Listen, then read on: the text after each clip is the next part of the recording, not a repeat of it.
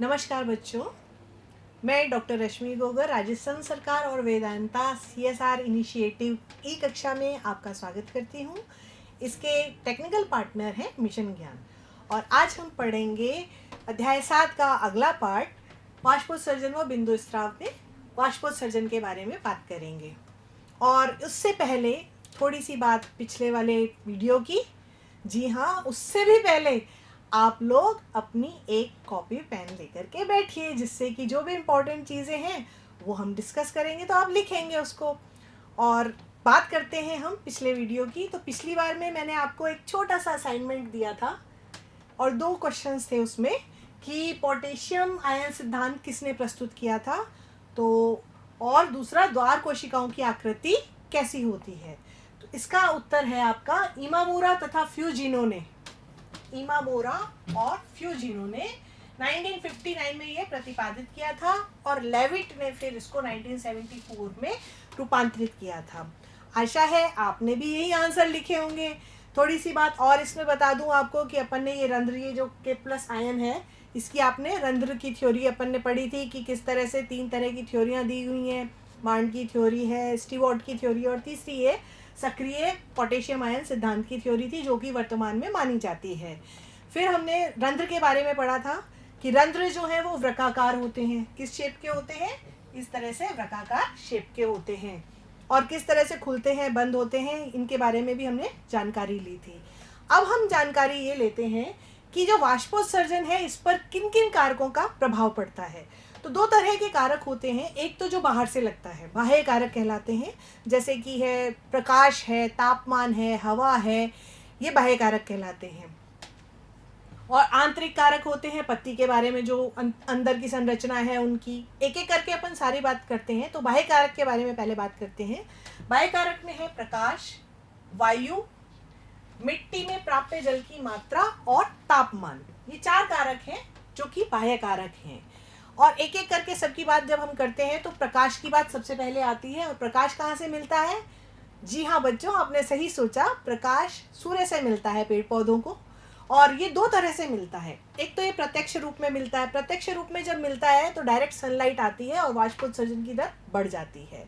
और एक अप्रत्यक्ष रूप में मिलता है, यानी तापमान बढ़ जाता है। तो तापमान बढ़ने से भी क्या होता है? वाष्पोत्सर्जन की दर बढ़ जाती है। देखिए, तापक्रम में वृद्धि से वाष्पोत्सर्जन की दर बढ़ती है। ठीक है। और ये डायरेक्ट जब सनलाइट आती है उस कंडीशन में भी वाष्पोत्सर्जन की दर जो है वो बढ़ जाती है। अब आती है वायु की बात। तो जब हवा चलती है पत्तियों के चारों ओर, जब हवा आती है तो जो उसके पास नमी होती है वो उसको हटा देती है और शुष्क हवा आ जाती है। तो जब ऐसी हवा आ जाती है वहां पर, उस कंडीशन में भी क्या होता है? वाष्पोत्सर्जन की दर जो है वो बढ़ जाती है।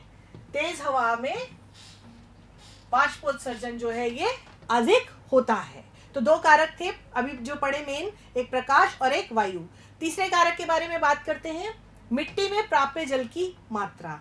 हमने जो पिछला पार्ट पढ़ा था रसारोहण वाला, जल अवशोषण का, उसमें भी हमने ये वाली बात की थी कि मिट्टी जो है वो पानी को सोखती है। तो वो जितना पानी सोख सकती है उसके ऊपर भी वाष्पोत्सर्जन की दर जो है वो निर्भर करती है। अगर प्राप्य जल की मात्रा में कमी है तो उसके कारण क्या होगा? वाष्पोत्सर्जन भी कम होगा। और ज्यादातर ये कब होता है? ये होता है मरुस्थलीय पादप में, वहां पर पानी की कमी पाई जाती है। ये बात आप जानते हैं ना। तो जहाँ पे पानी की कमी होगी वहां पर वाष्पोत्सर्जन की दर भी कम होगी। अगर ज्यादा हो जाएगी तो क्या होगा? पेड़ पौधे नष्ट हो जाएंगे। ठीक है। अब बात करते हैं हम तापमान की। तो तापमान बढ़ने से क्या होता है? वाष्पोत्सर्जन अधिक मात्रा में होता है, यानी आपेक्षिक आर्द्रता जो है वो कम हो जाती है वायुमंडल की। और उस कंडीशन में जो वाष्पोत्सर्जन है इसकी दर जो है ये अधिक हो जाती है। ये चारों थे बाह्य कारक।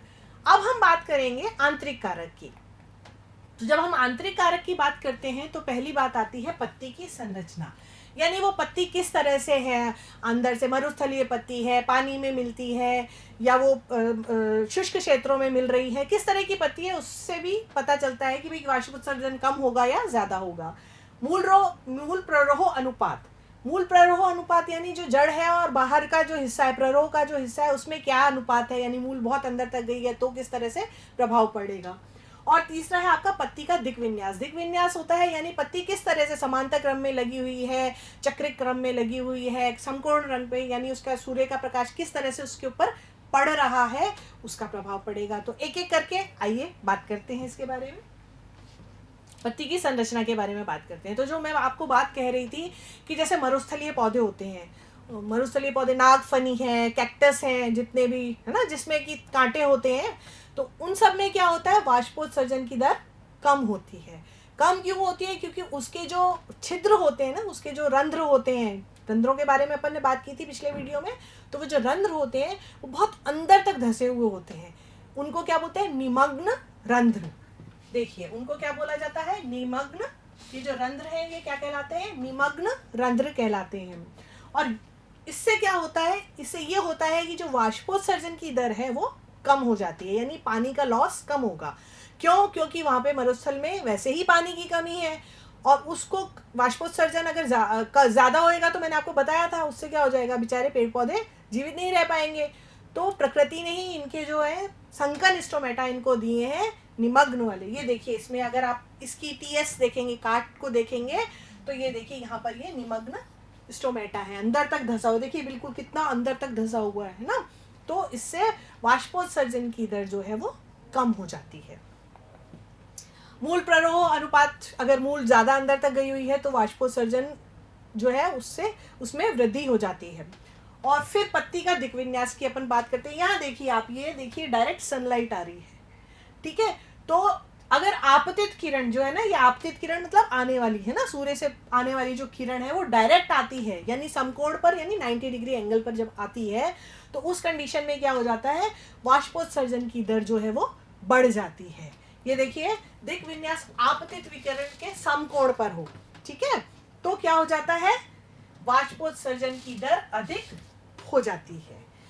और अगर वो समांतर क्रम पे है, यानी जैसे इधर से ये आ रही है आपतित किरण और पत्ती भी इस तरह से है, समांतर क्रम में लगी हुई है, उसके समांतर है, तो वाष्पोत्सर्जन जो है वो कम होगा।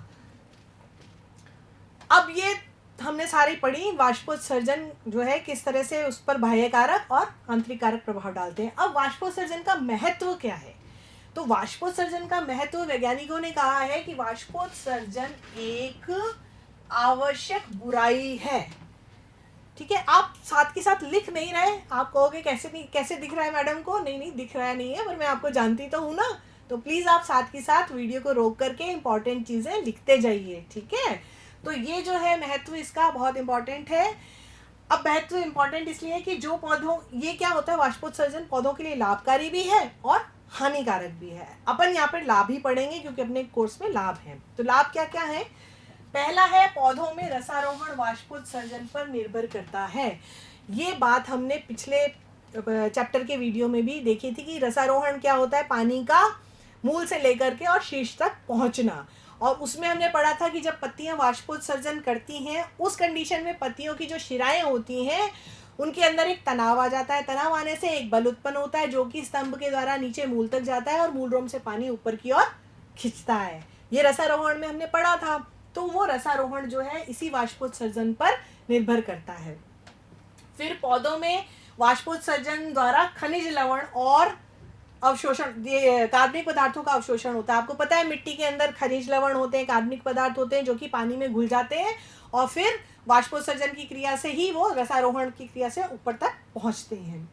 इसके बाद वाष्पोत्सर्जन जो है वो पत्ती के तापमान को कम करता है और अतिरिक्त जल का निकास करता है। स्टार्ट ही हमने यही से किया था, वाष्पोत्सर्जन होता यही है कि जो पेड़ पौधों में पानी अधिक हो जाता है तो पत्तियां उसको वाष्पोत्सर्जन की क्रिया के द्वारा बाहर निकाल देती हैं। तो यहाँ तक हमने ये पूरी बात पढ़ी वाष्पोत्सर्जन के बारे में, ठीक है। यहाँ पे हमने पढ़ा कि उनके बाह्य प्रभाव किस तरह से पड़ता है, आंतरिक कारक किस तरह से प्रभावित करते हैं। बाह्य कारक में हमने सूर्य के प्रकाश के बारे में पढ़ा, हवा के बारे में पढ़ा, तापमान के बारे में पढ़ा। इसी तरह से हमने पत्तियों के दिक् विन्यास के बारे में पढ़ा, उनकी आंतरिक संरचना के बारे में बताया कि इन सब का किस तरह से वाष्पोत्सर्जन पर प्रभाव पड़ता है और वाष्पोत्सर्जन का महत्व क्या है, यानी उसके लाभ क्या हैं। तो अब एक फिर छोटा सा असाइनमेंट आपके लिए, मरुस्थलीय पादप में रंध्र को क्या कहते हैं। और दूसरा प्रश्न है आपके लिए कि यदि मृदा में जल की मात्रा कम हो तो वाष्पोत्सर्जन की क्रिया पर क्या प्रभाव पड़ेगा। तो आप लोग इसी वीडियो में इसके उत्तर तलाशिए और अगले वीडियो में मैं मिलती हूँ आपको, जिसमें हम पढ़ेंगे रसारोहण और रसस्राव। तब तक के लिए नमस्कार।